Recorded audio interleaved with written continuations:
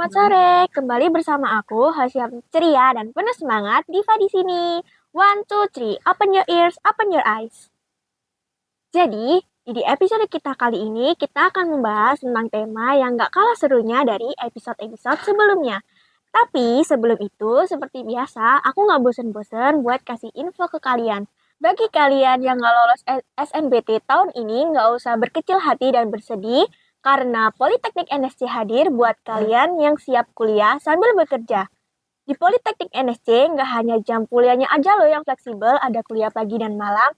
Tapi di Politeknik NSC nggak ada tuh namanya kita bayar UKT, karena kita bayarnya setiap bulan. Jadi nggak perlu khawatir UKT mahal.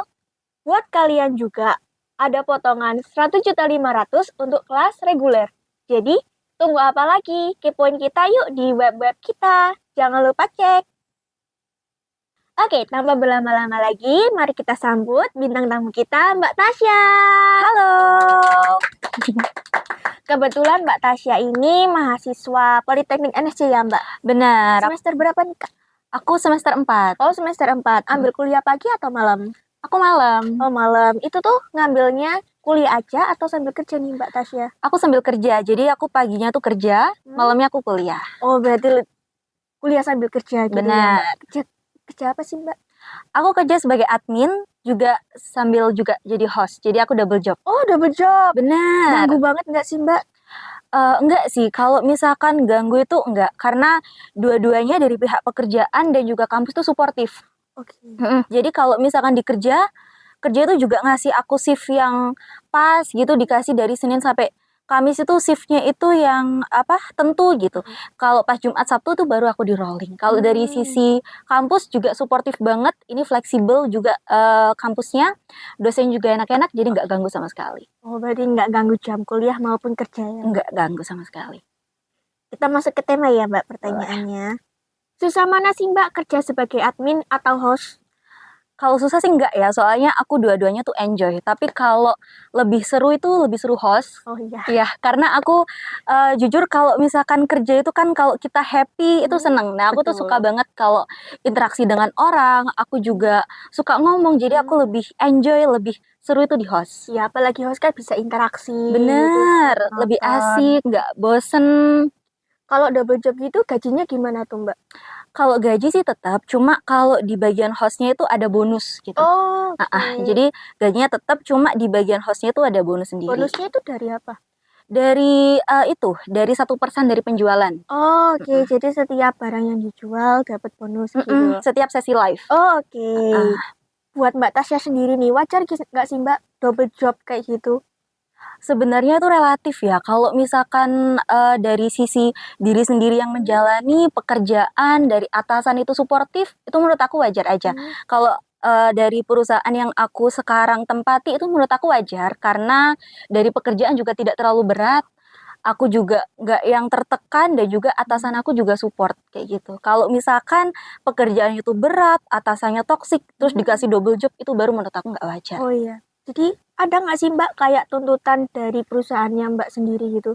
Nggak ada sih, kalau atasan aku tuh baik. Jadi kalau misalkan memang aku dikasih double job, cuma kalau misalkan lagi rame nih host di penjualan, lagi event gitu. Nah, aku nego adminnya, aku minta tuh untuk admin lain aja yang menjalani gitu. Itu boleh. Kalau misalkan aku udah terlanjur nih megang komputer, aku minta untuk hostnya tuh dikurangin aja 1 jam gitu. Itu boleh kayak gitu. Oh, jadi bisa dinego ya, Mbak? Bisa. Nah, gitu. Enak banget ya, Mbak, berarti. Bener. Nah, Mbak Tasya ini kan kuliah di D3 Administrasi Bisnis ya. Menurut Mbak ada nggak sih matkul yang benar-benar dibutuhin di kerjaan Mbak? Banyak banget ya. Kan aku udah menjalani 4 semester ini seperti pelayanan prima. Itu kan juga nyambung ya sama aku yang interaksi dengan customer, juga ngelayanin, menerima komplain kayak gitu. Itu juga menurut aku pas banget matkul pelayanan prima. Juga seperti entrepreneurship, pengetahuan bisnis di semester 1 itu juga masuk banget di kerjaan aku sekarang. Excel itu juga. Oh iya, kerja di bagian admin juga. Benar. Nah, itu juga bermanfaat banget.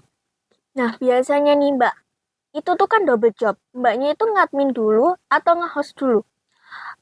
Itu gantian. Jadi kalau gantian. misalkan paginya itu aku biasanya nge-host dulu, terus setelah itu nge-admin host lagi kayak gitu. Jadi itu sih conditional. Jadi kayak selang-seling gitu Iya, ya, tapi pasti kadang juga. bisa juga host dulu, kadang bisa admin dulu Berarti gitu. nggak pasti ya Mbak? Nggak pasti. Oke.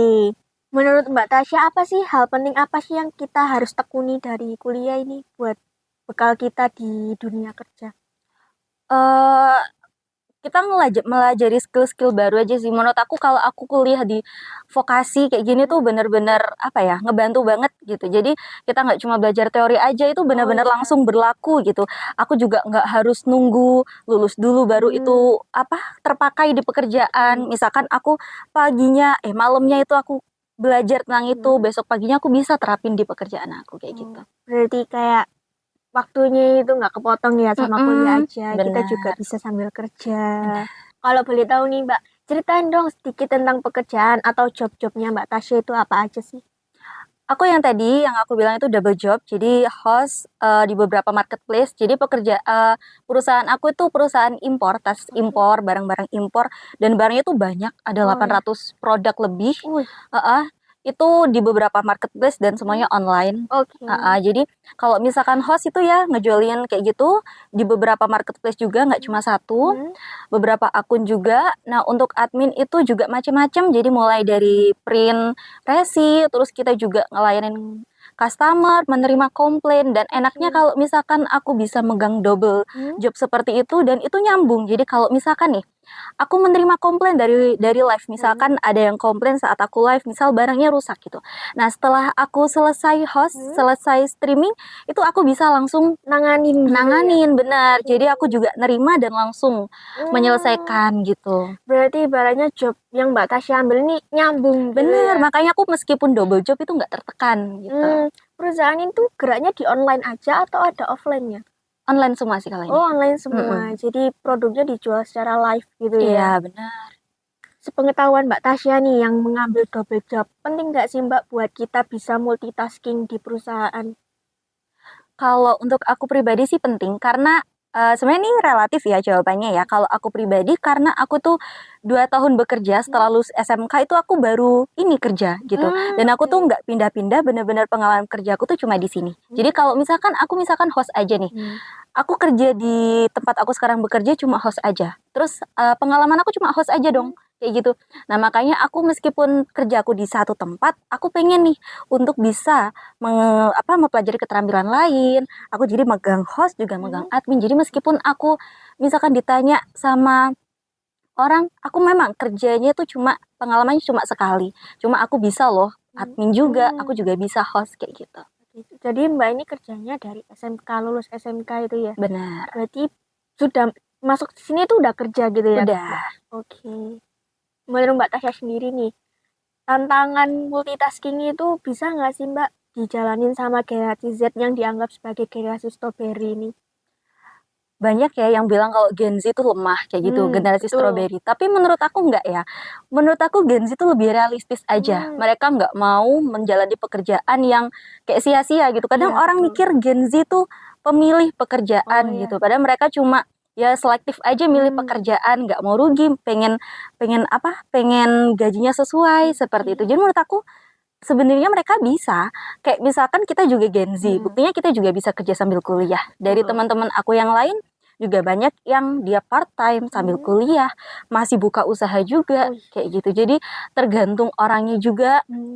Jadi ya bukan lembek, bukan generasi strawberry sih. Menurut aku lebih realistis aja gitu. Sama kembali ke pribadi masing-masing ya Mbak. Kalau boleh tahu nih Mbak, pandangan Mbak tentang kuliah sambil kerja atau kerja aja? Gimana nih? Kalau menurut aku tuh ya kuliah sambil kerja. Sebenarnya kuliah sambil kerja tuh nggak semenyeramkan itu. Kadang orang mikir kuliah sambil kerja itu capek gitu. Sebenarnya nggak waktu. Bener. Sebenarnya tuh nggak semenyeramkan itu. Pokoknya kalian pinter milih kampus gitu kan. Kampusnya pilih yang fleksibel seperti itu. Tapi kalau aku ya tadi, aku milih kuliah sambil kerja. Karena kita Kita ibaratnya kalau kita kuliah sambil kerja itu kita udah curi start duluan untuk Betul. untuk nitih karir bisa. Jadi kalau misalkan teman-teman kita yang kuliah aja tuh mereka masih di materi-materi, tapi kita udah curi start dulu. Tapi kita juga nggak kalah sama orang yang kuliah. Kita tetap kuliah Betul. kayak gitu. Jadi menurut aku itu sih. Dan juga kita bisa ngelatih buat kita bisa ngelatih manajemen waktu kita seperti itu. Kalau aku kasih pilihan nih Mbak, kerja karena passion atau kerja yang penting kerja? Kalau untuk sekarang sih kerja yang penting kerja, tapi nanti maunya setelah lulus juga pastinya tuh kerja sesuai passion. Karena kerja sesuai passion itu pasti kita lebih happy untuk melakukan kerjaan, moodnya jadi bagus, kerjanya jadi juga pasti lebih bagus. Passionnya Mbak apa sih sebenarnya? Aku lebih suka kalau misalkan pekerjaan itu di komunikasi, interaksi dengan orang. Aku nggak terlalu suka yang di depan komputer kayak gitu menurut aku.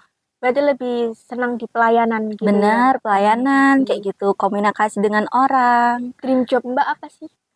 Sebetulnya tuh aku pengen jadi reporter, presenter. Agak jauh dari jurusan ya. Tapi itu nyambung loh Mbak. Di administrasi bisnis sendiri kan ada mata kuliah yang public relation. Itu bisa. Ya bisa benar. Itu nyambung banget dengan dream job Mbak. Bener.